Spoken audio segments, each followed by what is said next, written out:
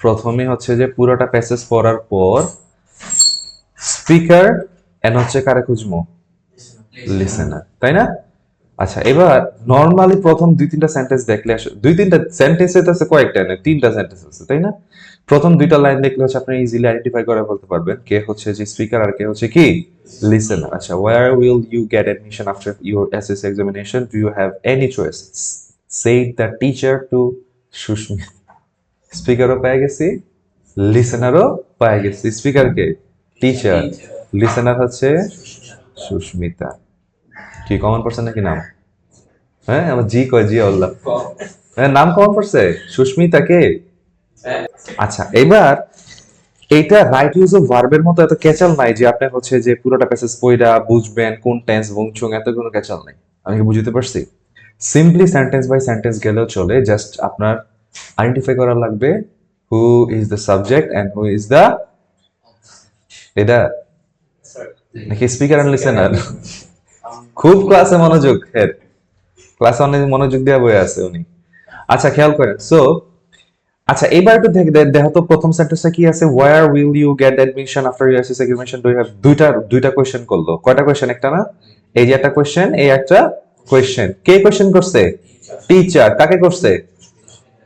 আচ্ছা, এবার আমরা আপনারা হচ্ছে সেন্টেন্স হচ্ছে খাতায় আনসারটা আগে লিখেন, এই সেন্টেন্সের আপনার একটা প্রবাবল আনসার নিজেরা লেখেন, তারপর আমরা হচ্ছে যে একসাথে প্র্যাকটিস করবো। হ্যাঁ, ফার্স্ট।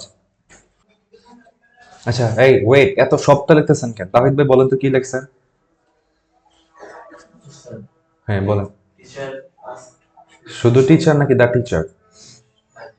দা টিচার না? আচ্ছা, আনসারটা কি আমরা লিখি একটু তাহলে। দা টিচার, হ্যাঁ, তারপর হ্যাঁ আস্কড কাকে বলছে? সুস্মিতারে। তারপর where will you get admission after your SSC examination? আচ্ছা, তাহলে আমরা where নিয়ে আসবো নাকি আগে, যেহেতু WS কোশ্চেনটা শুরু হয়ে গেছে, তাহলে where। তারপর where you হবে কেন? হ্যাঁ বলেন। সুস্মিতা একটা দিব মায়, ইন্টারগেটিভ সেন্টেন্সে দ্যাট যুক্ত হয়, ইনভার্টেড কমা ওইটা ইফ অথবা যদি ডব্লিউএস কোশ্চেন থাকে তাহলে হচ্ছে এই নিয়ে শিখেছি এতদিন। বাহ, খুবই সুন্দর, ওয়াও। এই শিখাইতেছি, এই যে এই দিকে যে ওয়ার্ড দ্বারা শুরু হইছে, এখন কি আমি ইনভার্টেড কমা উঠাইলে আমি এখানে দ্যাট ইউজ করব? কি রে, হ্যাঁ রায়হান স্যার কি শুরু করলেন? আপনি প্রথমে ভুল করলেন ওয়ার, তারপর শাখান কি বলতে হোস বল।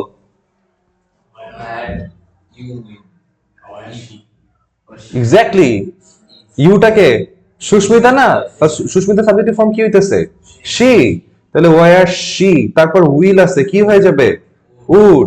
ওয়ার শি উড, সরি, হ্যাঁ, তারপর ওয়ার শি উড। জি স্যার, আপনি কিছু একটু বলেন kindly. Where she would get admission after, আবার ইউর আসছে না, এবার ইউর উনাকে তো বুঝাচ্ছে নাকি? তাহলে ইউর থেকে হচ্ছে যে আমরা কি বলবো? হার এইচএসসি, আমি তো সংক্ষিপ্ত লিখে এইচএসসি এক্সামিনেশন, হইলো নাকি? আচ্ছা, এই লাইনটা ছিল আমাদের প্রথম লাইন, যে আমরা সিম্পলি হচ্ছে যে আইডেন্টিফাই করতে পারলাম যে the teacher asked Shushmita where she would get admission after her HSC examination, নাকি এক্সাম দেওয়া আছে, এক্সামিনেশন দেওয়া আছে। আচ্ছা, তারপর দেখো পরপরই হচ্ছে উনি আরেকটা কোশ্চেন করে ফেলছে, তাই না? at that time আমরা হচ্ছে ইউজ করতে পারি and also asked, অথবা সিম্পলি তুমি এখানে জাস্ট এন্ড লিখলেই চলবে।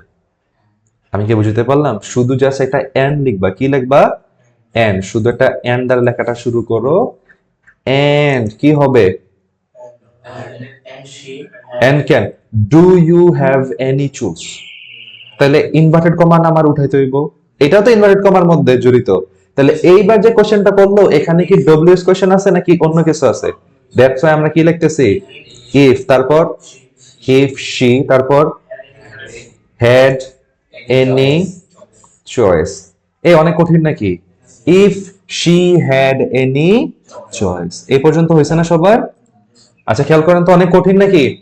আমার এই লাইনটা জাস্ট এতটুক জায়গার যে হচ্ছে আনসারটা ছিল, আমরা কিন্তু ইজিলি এখানে আনসারটা কি করে ফেললাম। আমাদের কথা কি হইলো, যে যেহেতু এই বান্দা সুস্মিতারে জিজ্ঞেস করতেছে আমার এই জায়গায় সাবজেক্ট কাকে চিন্তা করা লাগবে? সুস্মিতাকে। মূল কথাটা ছিল আমি যখন লিখলাম যে টিচার আস্কড সুস্মিতা, তারপর আমি দ্যাট কেন আনবো না, কারণ এটা একটা ইন্টারোগেটিভ সেন্টেন্স। ইন্টারোগেটিভ সেন্টেন্সে যখন খেয়াল করা লাগে ডব্লিউএস কোশ্চেন দ্বারা যখন যুক্ত মানে সেন্টেন্স শুরু হয়, তখন আমরা ইউজ করি ডিরেক্ট ওই ডব্লিউএস কোশ্চেনের ওয়ার্ডটাই। আর যদি না থাকে লাইক এখানে, আমরা ওখানে ইউজ করি কি ইফ। তারপর উইল ছিল, এখানে পাস্টে আছে না, এজন্য এখানে চেঞ্জ হইতেছে। নরমাল আপনারা উইল থেকে কি দিতেছেন, উড এত লাগাই দিলেন। ক্লিয়ার? ইউ কে, ইউটা কে? সুস্মিতা। সুস্মিতা সাবজেক্টিভ ফ্রম কি? শি। এ পর্যন্ত ক্লিয়ার সবাই? আচ্ছা, তাহলে the teacher asked Sushmita where she would get, get হয়ে গেল। উড এর পর নরমালি কি হয়? সাবজেক্টে কি ফর্ম হয়? V1 না? আচ্ছা, gate admission after her HEC examination. এবার তোমরা বলবা স্যার এই জায়গায় তো কোনো ইনভার্টেড কমা নেই। আসলে খেয়াল করো তো, এই যেটা ইনভার্টেড কমা আর এই যেটা ইনভার্টেড কমা, এটা কিন্তু দুইটা সেন্টেন্স হচ্ছে ওনারা অ্যাড করে ফেলছে একসাথে ডিরেক্ট। ক্লিয়ার? এই ক্ষেত্রে আমরা নরমালি চিন্তা করি এই জায়গায় আরেকটা কি আছে, ইনভার্টেড কমা আছে। দ্যাটস ওয়াই আমরা যখন তাকে আবার এই কোশ্চেনটা হচ্ছে যে মানে ইনডিরেক্টলি বলতে চাই, তখন আমরা ইফ নিয়ে আসি কি দেখে, অ্যাজ এখানে কোনো ডব্লিউএস কোশ্চেন নাই। ইফ আনলাম, ইউর জায়গায় সাবজেক্ট নিয়ে আসলাম, হ্যাভ রে হেড বানাই দিলাম। আর কোনো ক্যাচাল আছে নাকি? আচ্ছা, এবার next one. I am not yet sure what I have to do because everything depends on my result. কে বলতেছে? কেউ যখন তোমারে কোনো কিছু আনসার করে, তুমি তার কি দাও? তার মানে কি হবে? Susmita.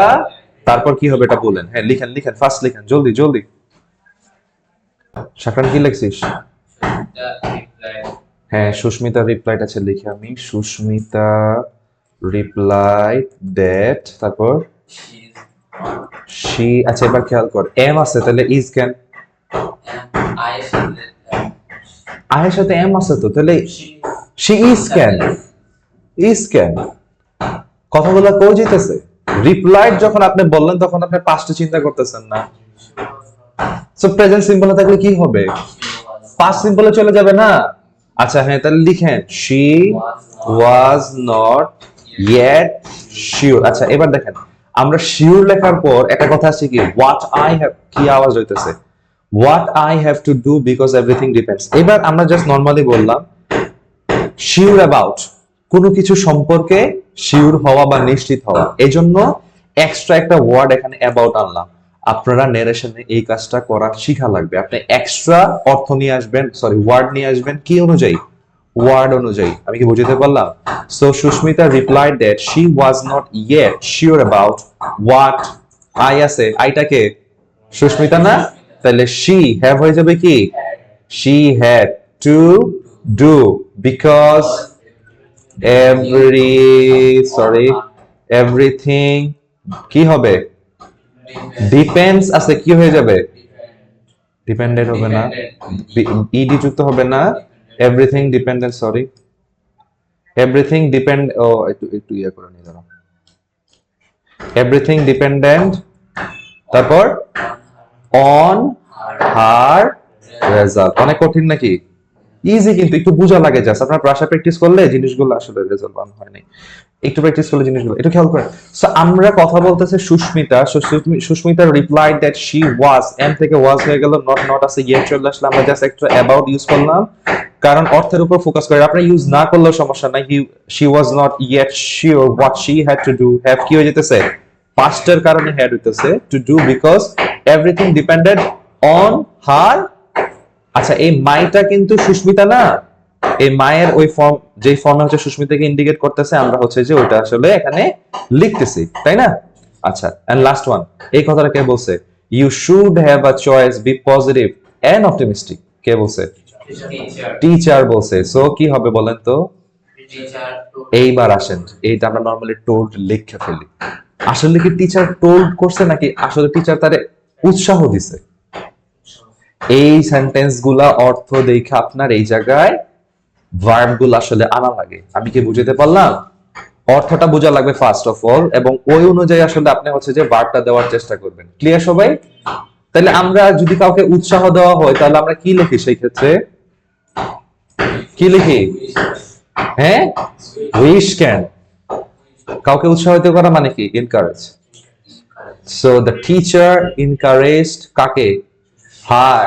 The teacher encouraged her, the teacher encouraged her. এই কথাটা লেখা, আচ্ছা লিখে আমি, দ্য টিচার এনকারেজড হার, কি মানে কি বলে এনকারেজ করছে? You should have a choice, you should have a choice. আমরা নরমালি আমরা লিখতে পারতাম she should have a choice, আমি কি বুঝতে পারলাম? কিন্তু আমরা জাস্ট নরমালি লিখতে পারতাম দ্য টিচার, ও আমি দ্য টিচার লিখি নাই এখানে, sorry, the teacher encourage her, just simply আমি লেখা দিই, অর্থটা একটু বুঝেন, অর্থটা জাস্ট একটু বুঝে ট্রাই করেন, তাহলে জিনিসগুলো বলবেন। টু হ্যাভ আ চয়েস মানে কি? তার একটা চয়েস থাকা। টু হ্যাভ মানে হচ্ছে যে কাইন্ড অফ মানে বাধ্যবাধকতা বুঝায় যে তার আসলে একটা চয়েস থাকা উচিত। আমি কি বুঝতে পারলাম? To have a choice, to have a choice. তারপর দেখেন এই কথাটা কি উনি অ্যাড করে দিলেন না? এন্ড বি পজিটিভ মানে কি? পজিটিভ থাকা। থাকার আরেকটা ইংলিশ অন্য একটা ভার্ব বলেন তো দেখি, কোন জিনিস থাকা কন্টিনিউয়াস প্রসেসে রিমেইন, কি remain. Be positive and optimistic, তাকে আদেশ করতেছে না কাইন্ড অফ। তাহলে হচ্ছে আমরা এটা ধরে নিলাম এটা ইম্পারেটিভ সেন্টেন্স। ইম্পারেটিভ সেন্টেন্সে ইনভার্টেড কমাটা কি বসে? টু বসে। কে বসে? আমি টু নিয়ে আসলাম, to remain positive and optimistic. বললেন ভাই এটা কেমনে করলেন, কোন রুলস এর ভিতরে তো বললো না। আমি জাস্ট সিম্পলি বলি, আপনারা যখন 10টা 20টা 30টা যখন সলভ করবেন না, তখন দেখবেন যে আপনাকে আর রুলস পড়া লাগতেছে না। আপনার কি মনে হয় রুলস পড়া সহজ ছিল নাকি এটা বোঝা সহজ ছিল? এটা বোঝা সহজ না, কারণ উনাদের কথাটারে কাইন্ড অফ আপনি জাস্ট আপনার নিজের ভাষায় বলে দিতেছেন। এখানে আপনি যা কিছু অ্যাড করেন কোনো সমস্যা নাই, খালি টেন্সের যে মাত্রাটা ওটা হচ্ছে মানে সবসময় ঠিক রাখা লাগবে। কোন টেন্স এবং সাবজেক্ট অবজেক্ট কি ফর্ম, পসেসিভ ফর্মে নেওয়া লাগে, অবজেক্টিভ ফর্মে নেওয়া লাগে, প্রোনাউন গুলাকে, এই জিনিসগুলো আসলে আপনার বোঝা লাগবে। জিয়াউল্লাহ আপনি মনে বুঝেন নাই, বুঝছেন? সত্যি সত্যি বুঝছেন? না বুঝলে আপনি হচ্ছে যে একটু পোলাবেন, ওই করে জ্বালাবেন, জ্বালাই সেটা হচ্ছে যে নিজেরা হচ্ছে যে একটু ট্রাই করবেন। অনেক ইজি না?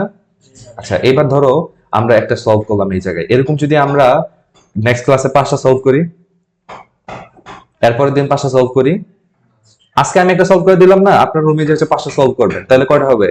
6টা। এরপরের দিন আমি 5টা সলভ করবো, কয়টা হবে? এরপরের দিন আপনারা বাসায় যে 5টা সলভ করবেন, কয়টা হবে?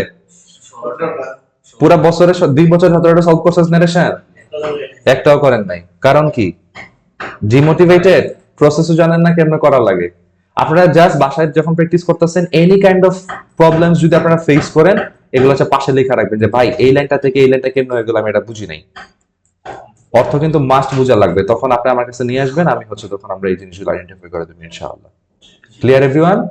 আচ্ছা শুনেন, এন্ড অফ দা ডে আপনারা যে হালকা পাতলা যে রুলস গুলো আমি পড়াইছি, এগুলা কিন্তু কাজে লাগবে।